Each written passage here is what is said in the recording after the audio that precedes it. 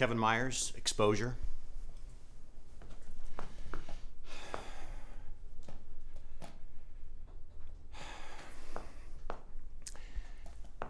I don't know if you can understand this, Sam, but when I'm in this plane, and I'm almost embarrassed to say it, but when I'm in this plane, the feeling is very sexual. There's not much room between me and the engine, and it gives off the most remarkable vibrations. I once actually had a very special feeling during the flight. The kind of feeling that I hope your father explained to you about while he was alive. And if not, you'll hear about sooner or later around the schoolyard. It was right after takeoff. I don't think I was much out of Massachusetts. It wasn't really even about sex. I just felt so full of joy that I was flying towards my dream that it took me by surprise. However, let me add that in no way did that contribute to the crash. I was not having a special feeling at the time that the old Volkswagen engine started to make the first sounds of trouble.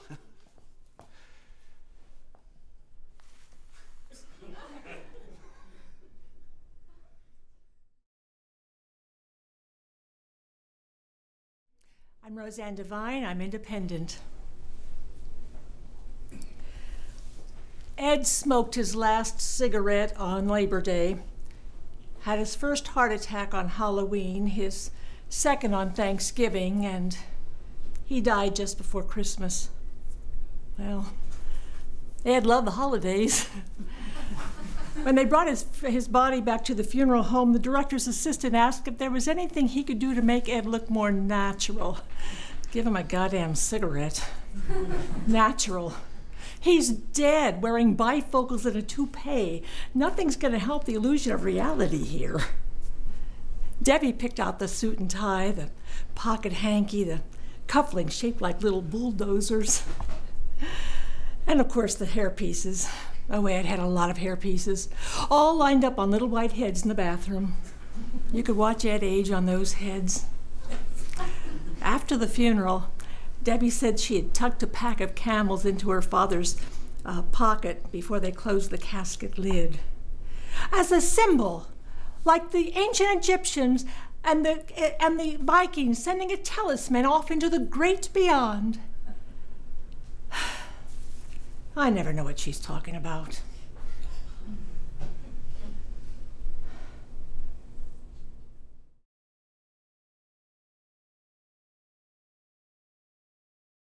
Hi, I'm Serena Fox and I'm independent. You know how famously they get along as friends, but did you know that their sex life is positively white hot?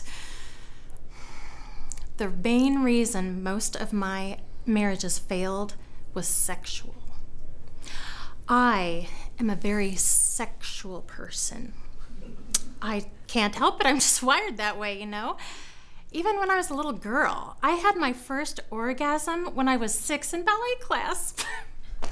Anyway, the point is, I have always been very easily aroused and very orgasmic. Jeannie and I have a lot in common that way. Fred and Charles, they were nice guys, but they couldn't keep up with me. Anyway, I don't want to betray Jeannie's confidence, but let me just assure you, whatever problems those two kids run into along the way, they will always have what happens between the sheets to keep them together. More soup?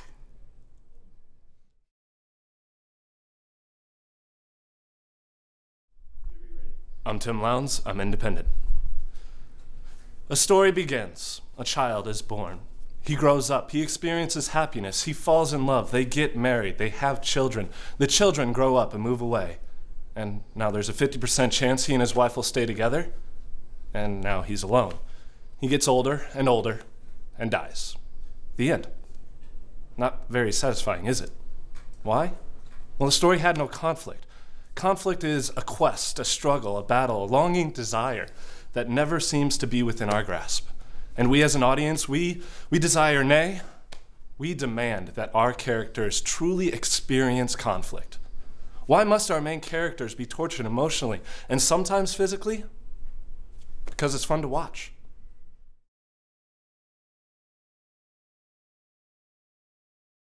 My name is Nicole Santo, and I am independent. You just don't get it. You don't see it. You don't see beauty, you don't see grace, you don't see hope. When the moon shines down on a lake and all the ripples are illuminated in this iridescent glow, in this one streak of magnificence, you don't see it. You don't see it when the rain comes down so hard that when you're looking out the window, you can't see the person on the other side. And when I look at you, and my eyes are filled with so much pain that I can barely keep them open. You don't see it. But see me now. Watch me. Okay? Watch me. Watch you. Come on. And watch me leave you.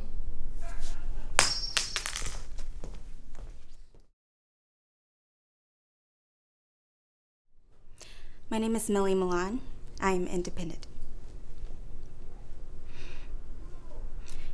You think I'm exploiting his grief? You're right, it's shit.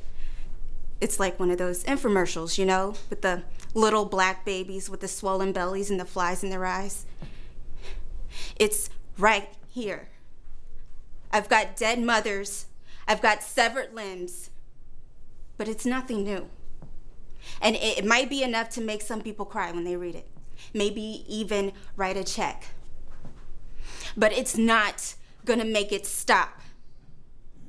I am tired of writing about victims, but it's all I can fucking do because I need facts. I need names, I need dates, I need pictures, I need bank accounts.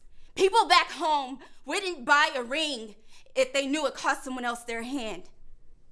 And I can't write that story until I get the facts that can be verified, which is to say, I can get someone who will go on record. So if that person's not you, and you're really not gonna help, and we're really not gonna screw, then why don't you get the fuck out of my face and let me do my work?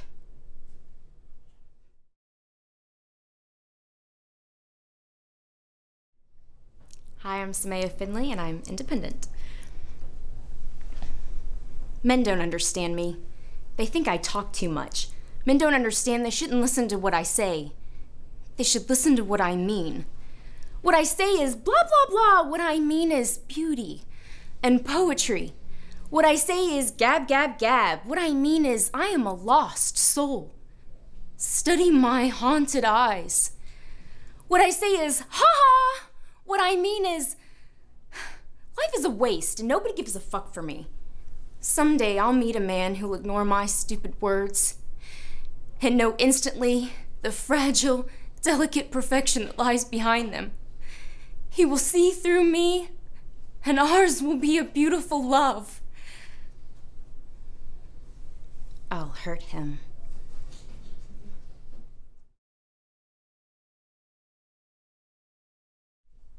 Hi, I'm Kevin Dudzinski, and I'm independent. Stop being so melodramatic. This has nothing to do with adultery. This is just a nice little affair that I'm allowing myself to have. A quick little tour of the foreign panties, and then it's back on the bus home. Everybody's happy, nobody gets hurt. But you, sitting on your little throne, aren't we? You and your fucking sexual sob stories. Do you think you know the answer? Well, you don't. Not even close. Do you want to know what the truth is? Do you want to know what I found out while you're sitting there twisting your guilt-ridden nuts off? It doesn't matter. It doesn't matter because nobody is watching, Phil. Nobody's taking notes. Nobody's holding up the pitchforks. Nobody is there.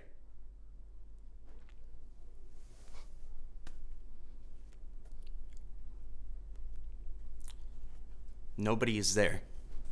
So don't you dare tell me that I'm doing something wrong, because I decide that. And I decide that there is nothing wrong. I'm gonna commit adultery, Phil. I'm actually gonna go against the 10 Commandments. And if I'm careful, and I don't get caught, well, I don't give a shit. See, nothing's happening, Phil. Where's the lightning?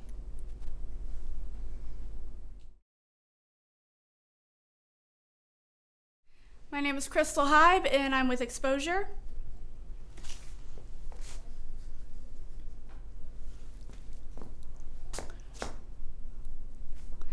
Help me understand, Daisy. Because I thought you didn't do Valium. I do. But I'm sick. We know that. But here you are in your so-called recovery playing Betty fucking Crocker, cut up like a damn Virginia ham. Please, tell me how this safety net is working for you. Tell me that you don't take that blade and drag it across your skin and pray for the courage to press down. Tell me how your daddy helps you cope with that. I mean, you tell me he loves you, and I bet he does.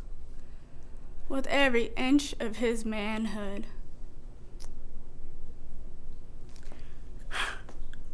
They didn't release you, Daisy, because you got better. They gave up. You changed the scenery, but not the situation. And the warden, he makes his house calls. Everybody knows that he screws you. But what they don't know is that you like it. Huh? You like it. But hey, man, it's cool, whatever. Man is a dick, is a chicken, a dad, a Valium, speculum.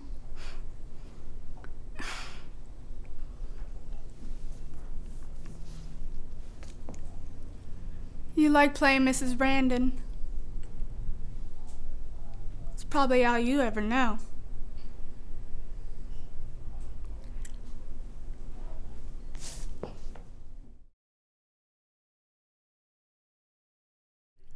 I'm Kyle Wallen. I'm independent. When you take a shit, is that a surprise? No. I mean, you don't know exactly when you're gonna have to, but okay, I know, it sounds like I'm being cynical, but here's my point. What's really cynical, to me, it seems, is this. Take a nation with the most hyperthyroid self-concept in the history of the world, kick everyone's ass for 150 years, then help plant a bunch of people on the other side of the planet where nobody likes them because you feel too bad you didn't do anything about the Holocaust till it was too late. Then piss all over anyone in the Middle East who complains about it, and build a pair of ultra-tall buildings in the most prominent city in the world, and do nothing to protect them from the air in a world of billions of assholes, and then act surprised when something happens, like, oh, you got chocolate in my peanut butter, you got peanut butter in my chocolate, and then sell this fake surprise over the airwaves to a bunch of people who are so fucking dead inside they can't cry so they watch 5,000 people die on TV. That is cynical.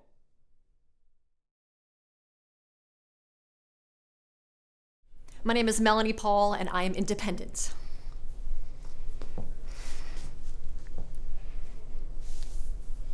Do you have a light? I need to smoke so badly, and you don't smoke. I'm sure you don't smoke. Or maybe you do, and I'm just judging a book. Am I being hasty? I know I'm being manic, but I really need a cigarette. You know, Secondhand smoke, it does kill. I was reading it in one of my father's medical journals. I have a predilection for reading medical journals. That was a big word. That was obnoxious, wasn't it? I'm sorry, I do this sometimes. I think I'm trying to impress you. One time, 10 years ago, I drowned in my bathtub. Did you know that when you're starting to drown, it's similar to sleeping? I don't know. I mean, I didn't drown or anything. It was actually kind of funny. I guess you had to be there. What? Do I seem crazy? I'm not crazy. I may talk a lot, but I'm not crazy. If you met somebody really crazy, I'm telling you, you would know. What? Don't look at me like that. Yes, I spent some time in a hospital, so I'm not crazy. I'm not crazy. Oh, although some people do agree that my mother should have never had kids, but I mean, I don't know. That doesn't do it to me.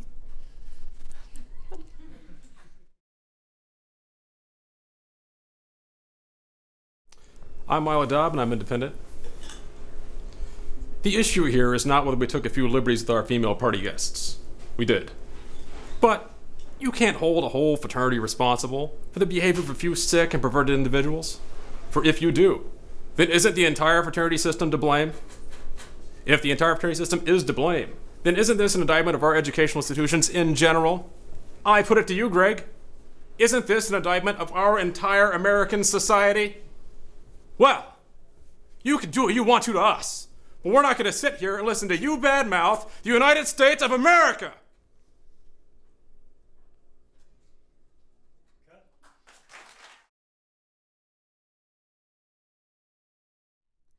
Hi, I'm Jasmine Assam, and I'm represented by Talent Unlimited. I'm 32, Mr. Dunn. And I'm here celebrating the fact that I just spent another year waitressing and scraping dishes, which is all I've been doing since I was 13. And you're telling me that I'll be 37 before I can even throw a decent punch. Which, I gotta admit, after working the speed bag for a month, that may be God's simple truth. Other truth is, my brother's in jail. My sister cheats on welfare by pretending like one of her babies is still alive. My daddy's dead and my mama weighs 312 pounds. If I was thinking straight, I'd probably go back home, find me a used trailer, buy a deep fryer and some Oreos. Problem is, this is the only thing I ever felt good doing. So if I don't got this, then I got nothing. Is that enough truth for you?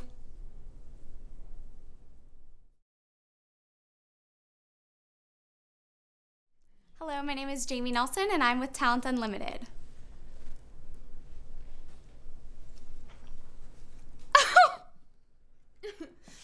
Oh, silly rabbit. My triumph isn't over her. It's over you. You are very much in love with her. You still are. But it amused me to make you ashamed of it. You gave up on the only person you ever loved because I threatened your reputation. Don't you get it? You're just a toy, Sebastian. A little toy I like to play with. And now you've completely blown it with her. I think it's the saddest thing I've ever heard. Cheers.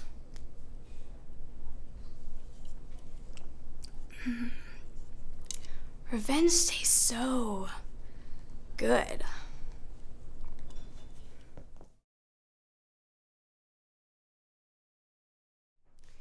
Jennifer Seward D-Rock with Exposure.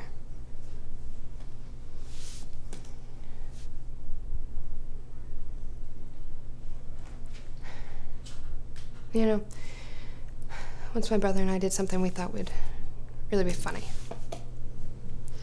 He hid out front while I ran inside to tell Mom that he'd been hurt, you know, hit by a car or something really bad like that. And when she came running, he was supposed to jump out and surprise her, and we'd all fall out and have this great laugh. mean, my mom always loved a good laugh. I was about 8 or 9, Colin was like 11. And I don't even remember how we came up with it, but sure enough, you know, I start screaming and yelling, and my mom comes running out of the house, and she's like, Trish, what's wrong? And when I told her, I mean, the look on her face.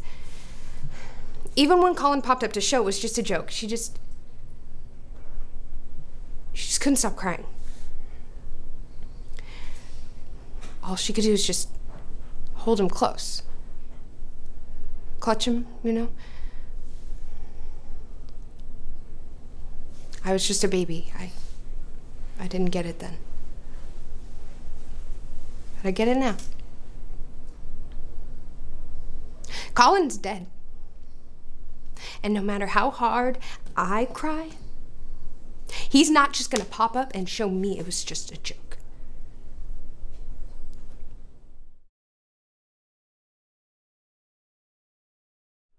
My name is Chris Pine, and I am independent. Let me tell you why I suck as a salesman. Say I go into some guy's office and he's even remotely interested in buying what I have to buy. Then I get excited. I'm like, Jojo, the Indian circus boy with a pretty new pet. The pet is my possible sale. Oh, my pretty little pet. I love you. So I pet it, stroke it, and I massage it. Like, you're my little guy pet. You're naughty! And then I take that pretty pet and I go, rah! Rah! Ah! I've killed it! I've killed my sale! That's when I blow it. That's when people like us gotta forge ahead, Helen. Am I right?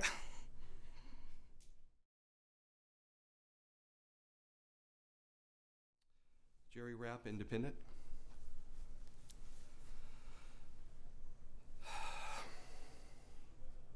Here's the story of a lovely lady who was bringing up 3 very lovely girls.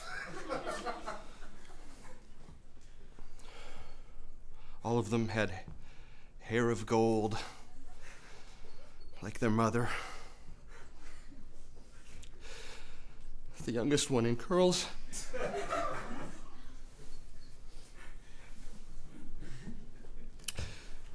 It's the story of a man named Brady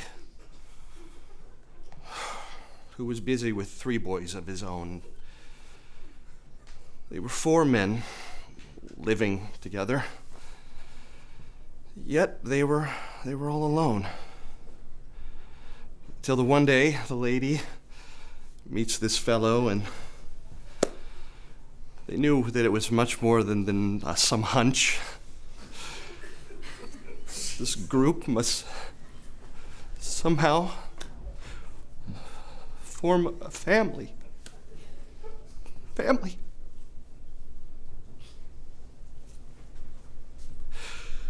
That's the way they all became the Brady Bunch. The Brady Bunch! The Brady Bunch! That's the way they all became the Brady Bunch.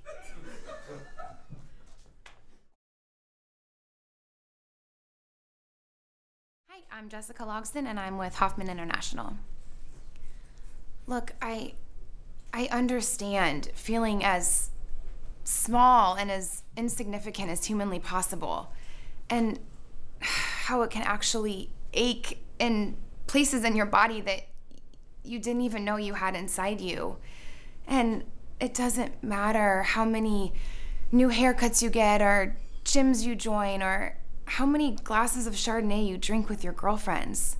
You still go to bed every night going over every detail and wondering what you did wrong or how you could have possibly misunderstood, and how in the hell for that brief moment you could have actually thought you were that happy.